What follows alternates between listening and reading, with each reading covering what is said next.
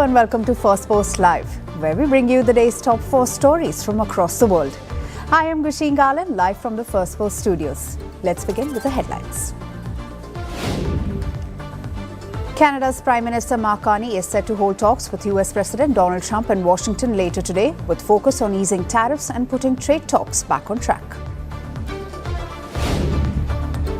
At least 3 people are in critical condition after a medical helicopter crashed on a highway in Sacramento, California, after leaving a nearby medical center. In Pakistan, Baloch rebels target the Quetta-bound Jaffa Express again with an explosive device, leading to injuries and derailment of several coaches. This is the 4th such attack since March this year. Typhoon Matmo causes heavy flooding in Vietnam's capital Hanoi, submerging major roads, disrupting flights and forcing closure of schools while rescue teams work through the deluge. And the death toll in Indonesia's school collapse incident touches 67 as authorities end search for victims. Over 100 students were present at the site on September 29 when parts of the school caved in.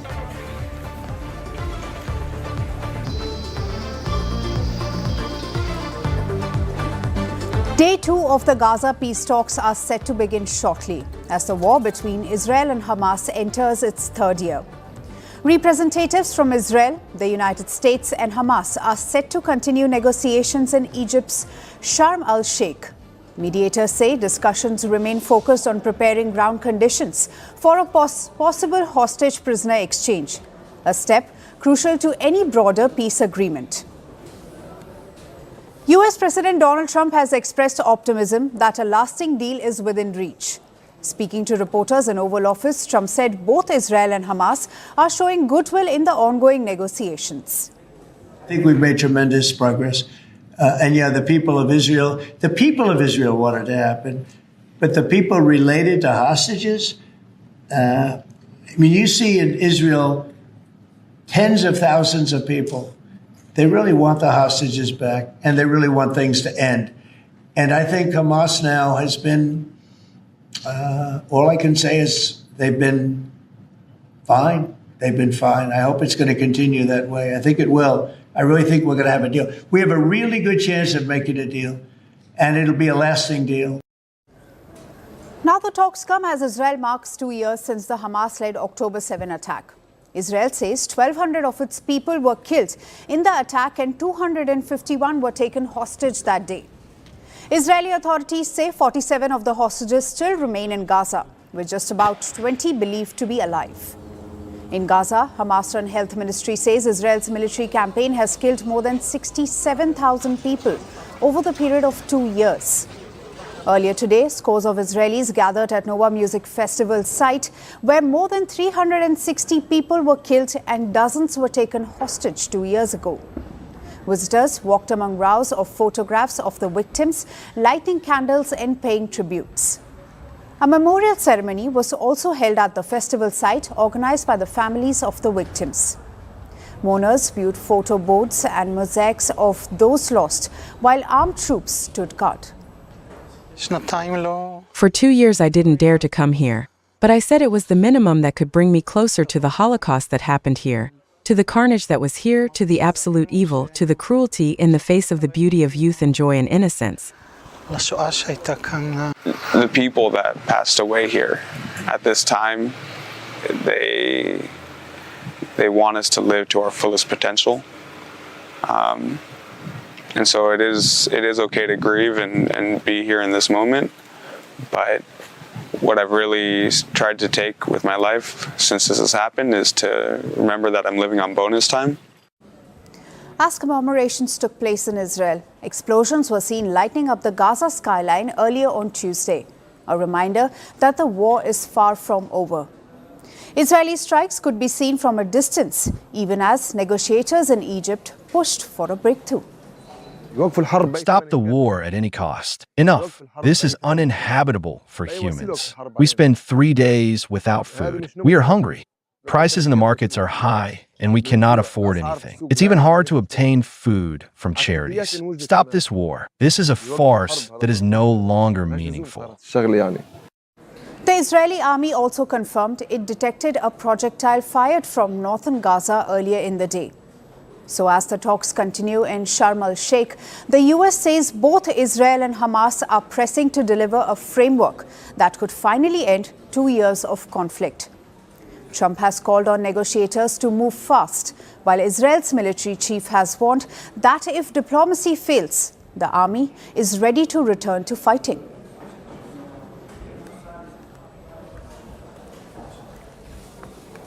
Moving on. India hit out at Pakistan during a UN Security Council debate, calling it a country that quote-unquote bombs its own people and conducts systematic genocide. This came in response to a Pakistani claim on state of women in Jammu and Kashmir. The Indian ambassador said New Delhi was fated each year to listen to the delusional tirade of Pakistan on such issues. Underlining Jammu and Kashmir as integral part of India, New Delhi said Islamabad was attempting to distract the world with misdirection and hyperbole. Listen in. Every year we are unfortunately fated to listen to the delusional tirade of Pakistan against my country, especially on Jammu and Kashmir, the Indian territory they covet. Our pioneering record on women, peace and security agenda is unblemished and unscathed. A country that bombs its own people, conducts systematic genocide, can only attempt to distract the world with misdirection and hyperbole. This is a country that conducted Operation Searchlight in 1971 and sanctioned a systematic campaign of genocidal mass rape of 400,000 women citizens by its own army. The world sees through Pakistan's propaganda. India's assertion that Pakistan bombs its own people comes weeks after Islamabad launched airstrikes in Khyber Pakhtunkhwa province, killing at least 30 people, including women and children. Operation Searchlight, which is the second reference the Indian ambassador made, was Pakistan's military campaign in 1971 to crush Bangladesh independence movement in the erstwhile East Pakistan. The operation, launched in March that year, led to mass atrocities with widespread killings, destruction of villages. Historians describe it as one of the largest campaigns of wartime sexual violence. The Indian envoy invoked that dark chapter to underline Pakistan's systematic genocide and genocidal mass rape of over 400,000 women back in 1971. This marked the third time in 2 weeks that New Delhi has taken aim at Islamabad on international stage. Just last week, at the UN Human Rights Council in Geneva, India called out Pakistan for having one of the world's worst human rights records. India told Pakistan that it should address the rampant state-sponsored persecution and systematic discrimination of religious and ethnic minorities in its own society. Prior to that, India, while exercising its right to replay at the UN General Assembly, once again called out Pakistan for state-sponsored terrorism. New Delhi made it clear that while responding to terror, it will not differentiate between terrorists and their sponsors. Where terrorism is concerned, we are making it clear that there will be no distinction between the terrorists and their sponsors. Both will be held accountable. Nor will we allow terrorism to be practiced under the cover of a nuclear blackmail. India will never bow to such threats. India's message to the world is clear. There must be zero tolerance for terrorism. I thank you, Mr. President.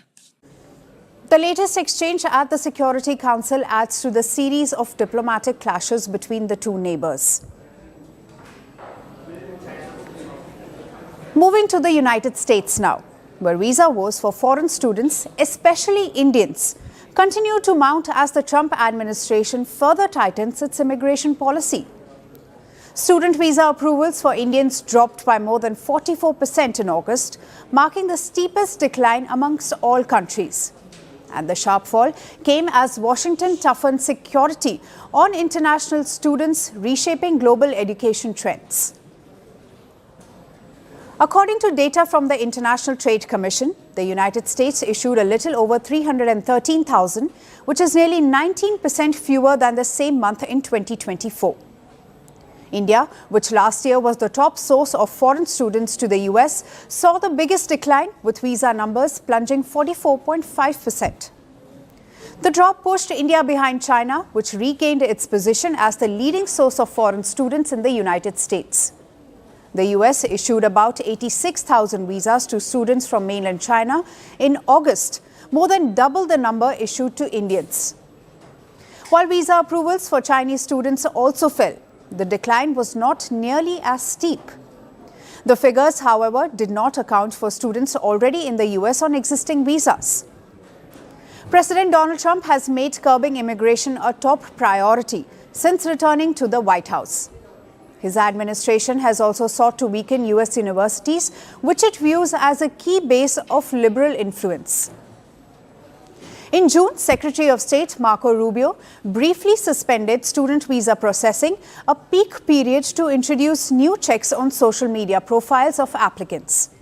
He later revoked thousands of student visas, often citing criticism of Israel or participation in protests, saying applicants could be denied entry if they went against the US.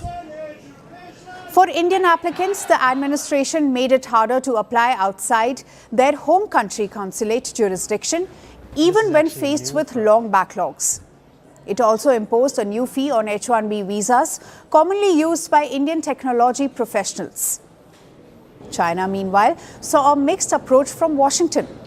After initially vowing to restrict Chinese students, Trump later said he planned to allow 600,000 Chinese students into the country, roughly double the current number. He called the move very important for US-China relations, underlining the administration's inconsistent messaging on foreign students. The steep drop in student visas has left many aspiring Indian students uncertain about their academic futures in the United States.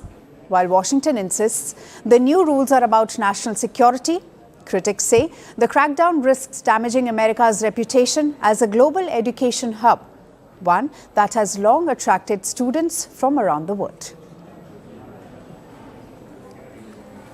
Turning focus to Taiwan, President Lai Ching-te has pitched the Nobel Peace Prize for US President Donald Trump, but with a condition. The Taiwanese president said Donald Trump should get the Nobel only if he can convince China to renounce military aggression towards Taiwan. Lai made the remarks during an interview on a US conservative radio show where he spoke about peace, regional security, defense, and Trump's influence on China. Speaking on an American radio talk show, Lai said Taiwan continues to rely on international support to maintain peace and stability in the Indo-Pacific.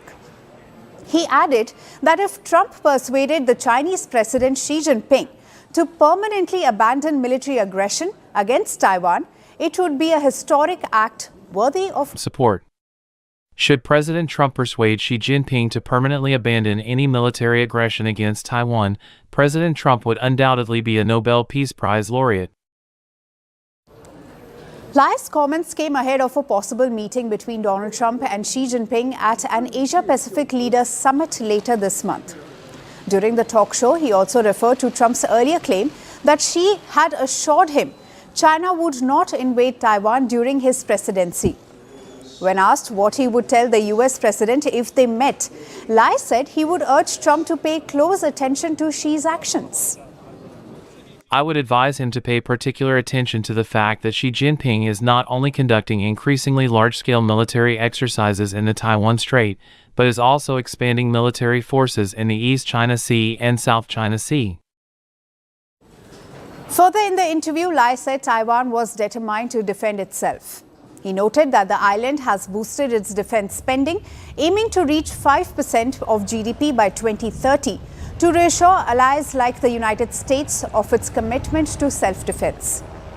Washington, bound by law to provide Taiwan with the means to defend itself, continues its long-standing policy of strategic ambiguity. However, there is no clarity whether the US would intervene militarily in the event of a Chinese invasion into Taiwan.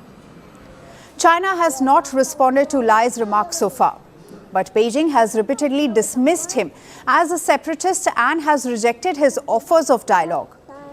China maintains that Taiwan is part of its territory and has not ruled out the use of force to bring the island under its control. Tensions between China and Taiwan have been mounting in recent months, with Lai insisting that only the island's people can decide their future. Meanwhile, the American president continues his push for his long-persuaded goal of the Nobel Peace Prize. Since the Abraham Accords, Trump has argued that if Barack Obama got one for showing up, he should get at least two for saving the Middle East. In July, Israeli Prime Minister Benjamin Netanyahu nominated Trump for the award for America's role in striking Iran's nuclear facilities during the 12-day war and brokering the ceasefire. After Israel, it's now Taiwan that's invoking Trump's name for the Nobel Peace Prize. And it remains to be seen whether the Taiwanese president's statement is a genuine call for peace or diplomatic theater. What it certainly does is that it highlights the fragile balance of power in the Indo-Pacific and the high-stakes diplomacy behind the world's most coveted peace prize. That's all for today. Thank you for joining us. I am Gushin Galan and we'll see you right back here at the same time. Until then, stay informed and stay tuned to Firstpost.